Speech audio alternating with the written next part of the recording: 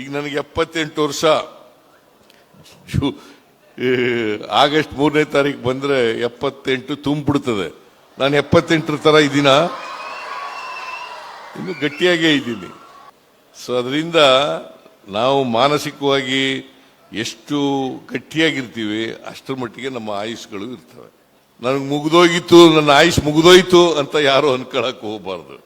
ನನ್ನ ಆಯ್ತು ಮುಗಿತಪ್ಪ, ನನ್ನ ಆಯುಷ್ ಮುಗಿದೋಯ್ತು ಅಂತ ಯಾರು ಅನ್ಕೊಳಕ್ ಹೋಗ್ಬಾರ್ದು. ಆಯುಷ್ ನಿಮಗೆ ಟ್ರೀಟ್ಮೆಂಟ್ ಇಲ್ಲದ್ರೆ ಆಯುಷ್ ಮುಗಿದೋಯ್ತದೆ. ಬಹಳ ಜನ ಹಿಂದೆ ಎಲ್ಲ ಈ TB ಕಾಯಿಲೆ ಬಂದ್ಬಿಡೋದು ಬಹಳ ಜನಕ್ಕೆ, ಅದಕ್ಕೆ ಟ್ರೀಟ್ಮೆಂಟ್ ತಗೊಳಕ್ ಹೋಯ್ತಿರ್ಲಿಲ್ಲ, ಹಂಗೆ ಸತ್ತೋಗ್ಬಿಡೋರು ಪಾಪ. ಕ್ಷಯ ರೋಗನು ಕೂಡ ಪತ್ತೆ ಆಗದೇನೆ ಹಾಗೇನೆ ಆಗ್ತಿತ್ತು.